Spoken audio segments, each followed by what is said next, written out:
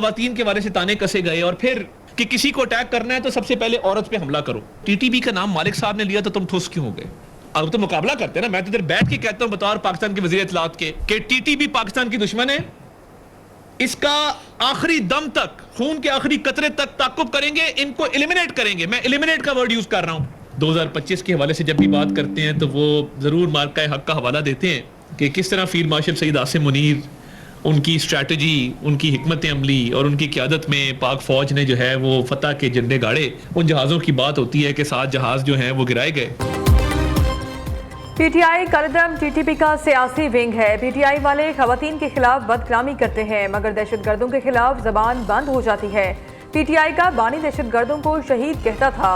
वजीर इत्तलात अता तड़ड़ की इस्लामाबाद में न्यूज़ कॉन्फ्रेंस। एक शख्स की अना की वजह से पाकिस्तान तन्हाई का शिकार हुआ था। पाकिस्तान डिफॉल्ट के दहाने से उभरती मईशत बन रहा है। 2025 पाकिस्तान की अस्करी बढ़तरी, मईशत की बहाली का साल था। आज दुनिया पाकिस्तान की इज्जत कर रही है। फील्ड मार्शल की क़यादत में पाकिस्तान ने दुश्मन को तारीखी जवाब दिया। पहली बार दुनिया ने तस्लीम किया पाकिस्तान ने भारत के 7 तैयारे गिराए। वज़ीर आज़म के इक़दाम के मस्बत असरात सामने आना शुरू हो गए हैं। स्टॉक मार्केट में रिकॉर्ड तेजी, तरसलात ज़र में इजाफा हो रहा है।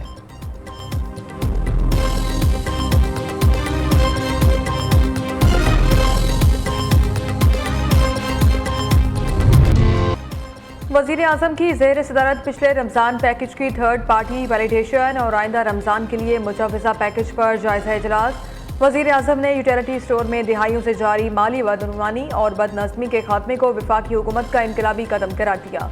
शहबाज शरीफ ने कहा, गरीब और मुस्तहिक अवाम तक इमदादी रकूम और अशियाए खुरोनोश के इरसा नरखों पर फराहमी वफाकी हुकूमत की अवलीन तरजीहात में शामिल है। वज़ीर आज़म की आने वाले रमज़ान और ईद पैकेज के लिए तमाम मुतालिका इदारों और वजारतों को बाहमी हम आहंगी और ताउन से जामे हिकमत अमली तरतीब देने की खुसूसी हिदायत।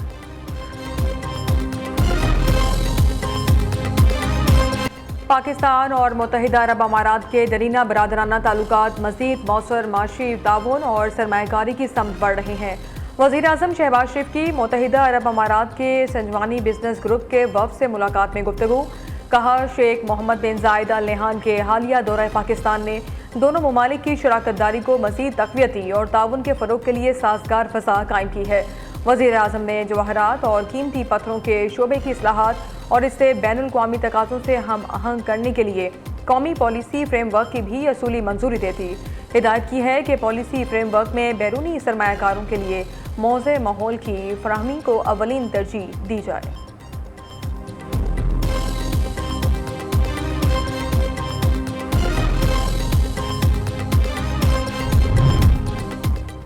वज़ीर आला खैबर पख्तूनख्वा कराची पहुँच गए। सुहेल अफरीदी को रैली की शक्ल में इंसाफ हाउस लाया जाएगा। सुहेल अफरीदी कराची प्रेस क्लब में मेट दी प्रेस से खिताब करेंगे। वज़ीर आला KP बाग जना का दौरा भी करेंगे। सुहेल अफरीदी 11 जनवरी इतवार को बाग जना में जलसे से खिताब करेंगे। पंजाब भर के सरकारी हस्पताल बनेंगे मयारी हस्पताल। वज़ीर आला मरीम नवाज की ज़ेर सदारत इजलास। हेल्थ प्रोजेक्ट्स की पेशरफ्त का जायजा लिया गया। मरीम नवाज ने सरकारी हस्पतालों के लिए नई और जदीद मेडिसिन लिस्ट मुरतब करने और कमेटी बनाने का हुक्म दे दिया। दुनिया भर के सरकारी हस्पतालों में हर मरीज को अब बैनुल अक़वामी मेयार की जदीद तरीन अद्वियात मिलेंगी।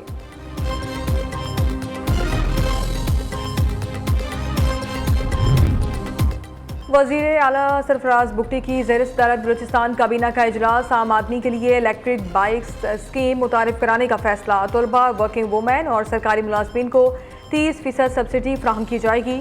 आम शहरियों को भी आसान इकसात पर इलेक्ट्रिक बाइक्स दी जाएंगी। स्कीम पर अमल दरामद बैंक फाइनेंसिंग के तहत किया जाएगा। सूबाई काबीना का सरकारी मुलाजमीन के लिए जामे हेल्थ इंश्योरेंस स्कीम मुतारिफ कराने का भी फैसला। वज़ीर आज़म की जानिब से बलूचिस्तान में मवासलाती और तालीमी मनसूबों के आगाज़ पर इज़हार तशक्कुर।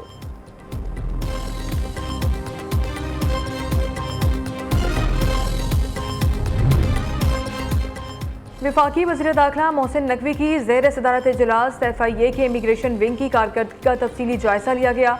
इजलास में गैर कानूनी इमिग्रेशन और इंसानी स्मगलिंग की रोकथाम पर गौर किया गया। मोहसिन नकवी ने कहा, इंसानी स्मगलिंग में मुलव्वस अनासिर किसी रियायत के मुस्तहिक नहीं और पाकिस्तान के नाम पर किसी सूरत हर्फ आने की इजाज़त नहीं दी जा सकती।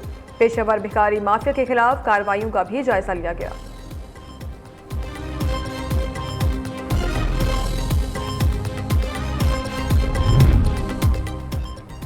पाकिस्तान स्टॉक एक्सचेंज में उतार चढ़ाव का सिलसिला जारी। KSE 100 इंडेक्स में 922 पॉइंट्स की कमी। इंडेक्स 1,84,620 पर ट्रेड कर रहा है। उधर सोना एक बार फिर महंगा हो गया। एक तोला सोने की कीमत में 3,400 रुपये का इजाफा। सोने की फी तोला कीमत 4,69,562 रुपये हो गई। 70 रुपये के इजाफे से चांदी की कीमत एक तोला 8,195 रुपये पर जा पहुंची। मनशियात से पाक फैसलाबाद मुहिम जारी। CPO साहबजादा बिलाल उमर की हिदायत पर गुज़िश्ता 24 घंटों में 41 मनशियात फरोश मुलज़िमान गिरफ्तार कर लिए।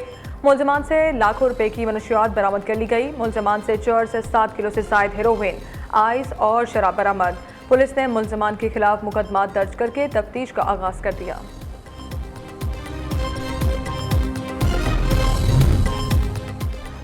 ईरान में अवाम का एहतजाज काबू से बाहर होने लगा। मुजाहिरे पुरतशद्दुद एहतजाज की सूरत इख्तियार कर गए। अब तक 45 अफराद जाँ बहक जबकि हज़ारों गिरफ्तार हैं।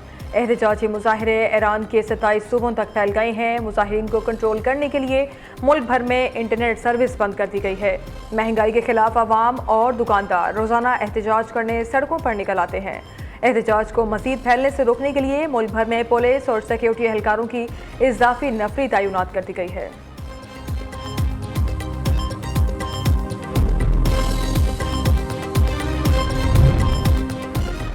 अमरीकी सदर डोनाल्ड ट्रंप का कहना है उनके दौरे हुकूमत में चीन के सदर ताइवान पर फौजी कार्रवाई नहीं करेंगे। न्यूयॉर्क टाइम्स को इंटरव्यू में अमरीकी सदर ने कहा, अगरचे ताइवान के मसले पर चीन के अपने ख्यालात हैं।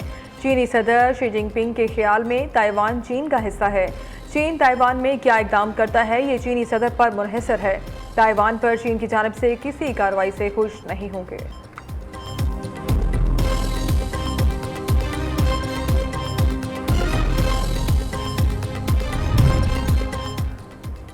सिक्योरिटी खदशात की वजह से बांग्लादेश ने भारतीय शहरियों के लिए वीज़ों का इजरा रोक दिया। नई पाबंदियां जुमेरात से नाफिजुल अमल।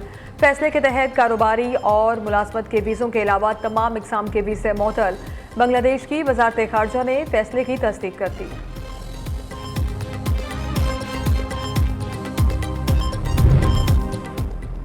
मुस्लिम ममालिक की इसराइली वज़ीर खारजा के मुतना से दौरे सोमालीलैंड की सख्त मसम्मत। सोमालिया से मुकम्मल यकजहती का इजहार। पाकिस्तान, सऊदी अरब, तुर्किया, ईरान, कतर, ओमान, मिस्र, लीबिया, यमन, इंडोनेशिया और सोमालिया समेत 22 इस्लामी ममालिक के वज़ीर खारजा और इस्लामी ताउन तंजीम की जानिब से मुश्तरका बयान जारी किया गया है। एलामिया में कहा गया है कि 6 जनवरी 2026 को इसराइली वज़ीर खारजा का दौरा सोमालिया की खुद मुख्तारी और इलाकाई सालमियत की सरीह खिलाफ वर्जी है। बयान के मुताबिक इसराइल की जानिब से सोमालीलैंड को तस्लीम करने का फैसला नाकाबिल कबूल है और इससे खित्ते में अदम इस्तेहकाम में इजाफा हो सकता है। मुश्तरका बयान में जोर दिया गया है कि सोमालीलैंड सोमालिया का अटूट हिस्सा है और किसी भी एकतरफा इक़दाम को मुस्तरद किया जाता है।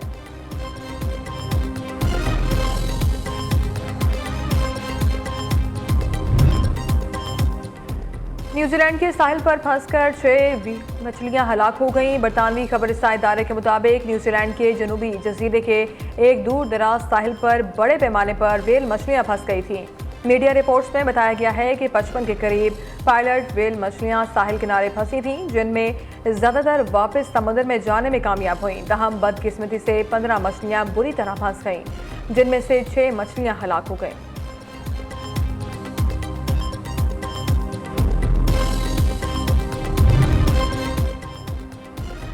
पाकिस्तान सुपर लीग में 2 नई टीमों का इजाफा। PSL में हैदराबाद और सियालकोट की टीमें शामिल हो गईं। हैदराबाद को FKS ने 175 करोड़ रुपए में, जबकि सियालकोट को ओजी डेवलपमेंट्स ने 185 करोड़ में खरीदा।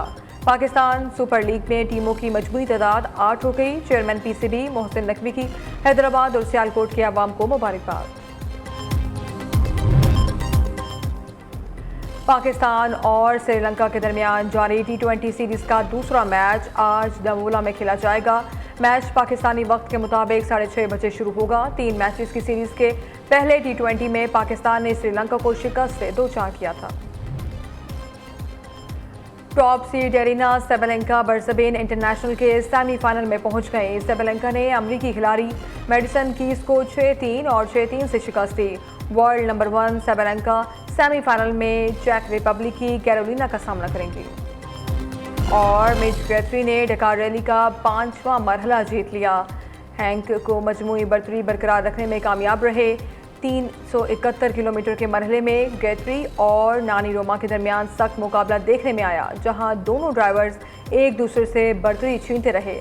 5वें मरहले के बाद भी मजमूई रेस में हैंक सबकत बरकरार रखने में कामयाब हुए।